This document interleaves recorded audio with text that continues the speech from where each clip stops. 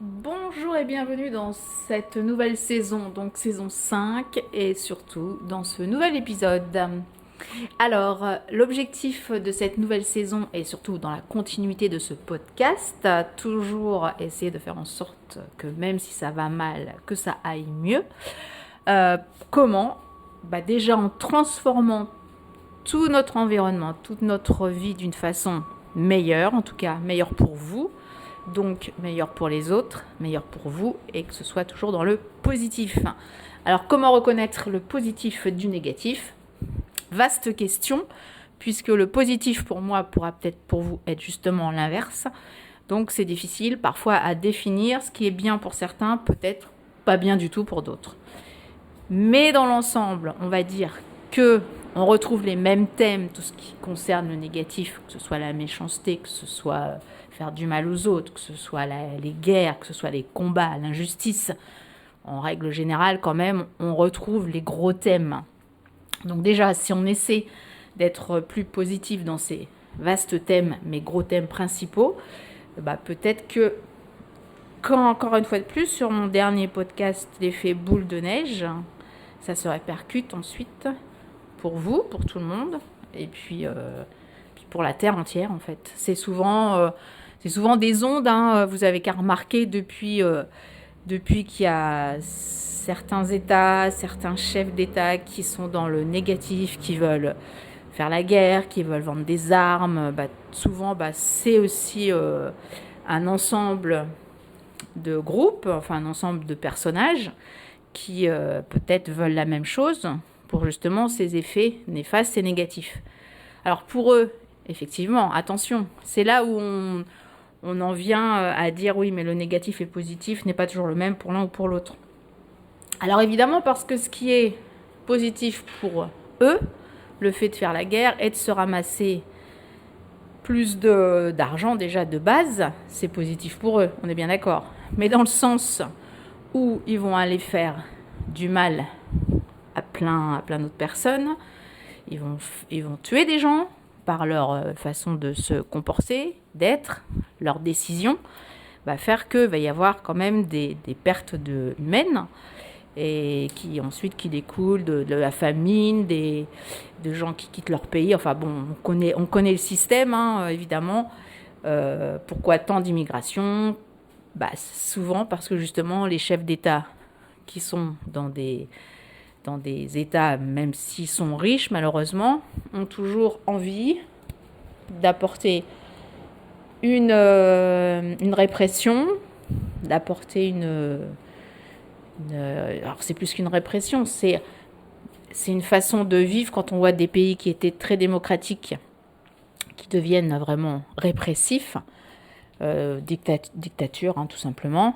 Donc c'est là où c'est grave, c'est très grave, surtout quand on a réussi, moi je vais parler pour la France encore une fois de plus, surtout qu'on a quand même une histoire qui fait que depuis des siècles, nos ancêtres, même pas nos ancêtres, enfin toute cette histoire fait que on s'est battu pour vivre mieux, on s'est battu pour vivre libre, aussi bien les femmes que les hommes. Et on s'aperçoit que malheureusement, et en peu de temps, en très peu de temps, on nous enlève progressivement liberté. Du coup, même liberté, laïcité, quand on parle de fraternité, ça en découle aussi parce que moins on est libre, la personne d'à côté est moins libre. Et de toute façon, ça ne peut créer que des ambiguïtés, que du mal-être et pas un bon vivre, tout simplement. Alors, effectivement, tout ce qui se passe actuellement, voilà, il faut essayer de faire en sorte que ça change. Comment Alors, quand c'est notre vie perso, vraiment perso, on peut le gérer tout seul. C'est à nous de décider si on a envie d'aller mieux. Là, ce qui est très embêtant, c'est que là, c'est non seulement ça touche la vie perso, parce que là, du coup, ça devient beaucoup plus vaste, l'histoire du positif et de la liberté et de l'humanité. Ça ne touche pas seulement notre habitude, nous-mêmes. Maintenant, ça fait en sorte que ça touche les gens qui sont autour de vous, des gens que vous connaissez, des gens que vous ne connaissez pas, et donc du coup, un peuple. Tout ça parce que une personne, 2, 3, quelques personnes vont décider que. Alors que ces personnes qui sont logiquement là pour améliorer, aider, parce qu'elles ont été élues logiquement, démocratiquement, pour faire en sorte, je vais prendre l'exemple de la France, que cette France ou que d'autres pays soient toujours valorisés dans ce monde, parce qu'on a toujours eu cette histoire qui fait que la France, c'est un petit pays. Quand on voit le monde, c'est un petit pays. Mais ce qui est très intéressant, et c'est là où quand on voyage, on s'aperçoit que même s'il y en a qui ne savent pas forcément où est placée la France, ils ne savent pas forcément parler français non plus.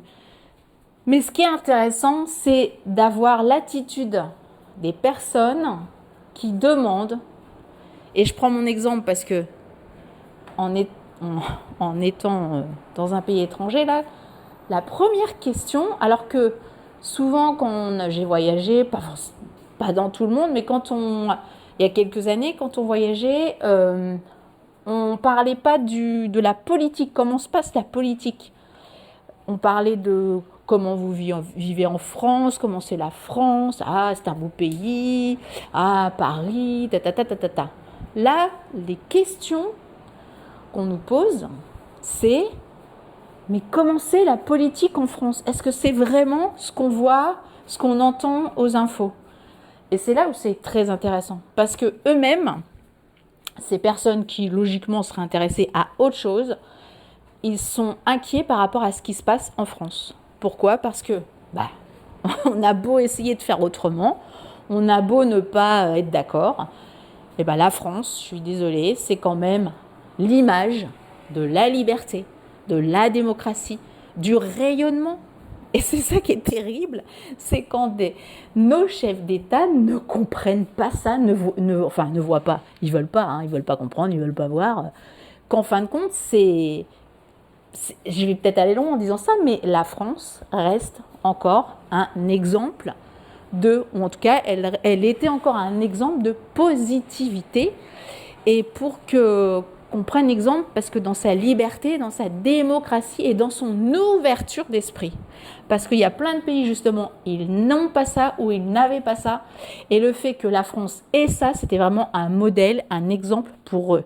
Et là, ce qui se passe là, ou en tout cas ce que les politiques veulent faire, ou ce que l'Europe veut faire du coup, et ce qui est dommage, parce que c'est pareil, l'Europe c'est un beau projet, mais il faut que ce soit une Europe avec plein de pays qui participent, mais pour justement garder aussi leurs valeurs à chaque pays. Il ne faut pas que, comme certains le veulent, que l'Europe devienne un État. Il ne faut surtout pas faire ça. Surtout pas, parce que tellement les pays, dans leur identité propre, ils sont intéressants.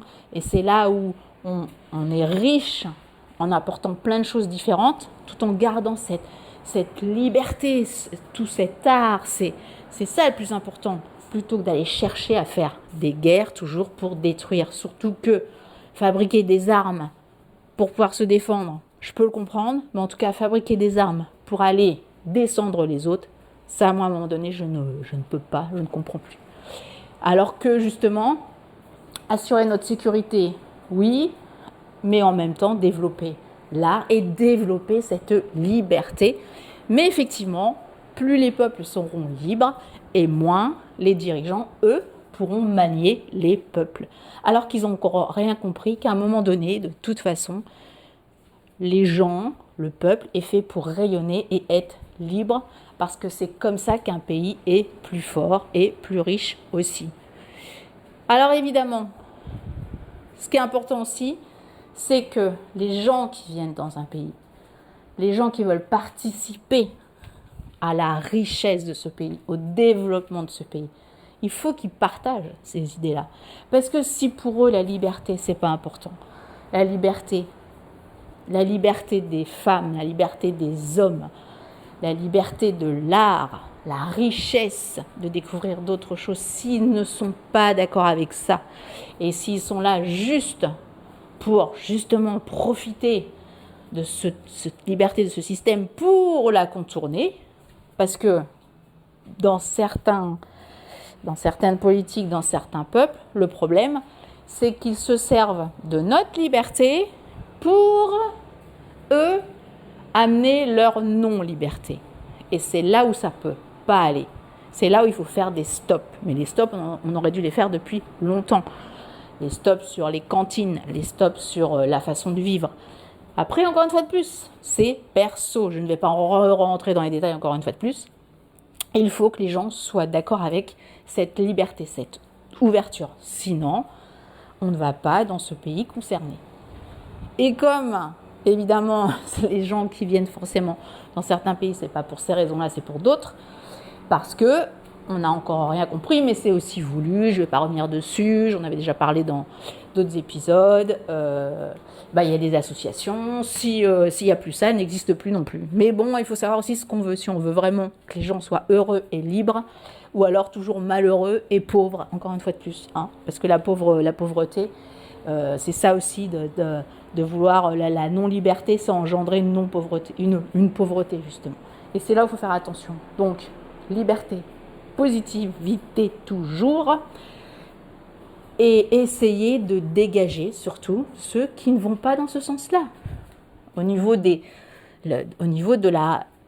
l'ampleur d'un pays, de l'ampleur pour dévaster un pays, ça va très vite, mais je pense qu'il y a encore plein de personnes qui ne s'en rendent pas encore compte.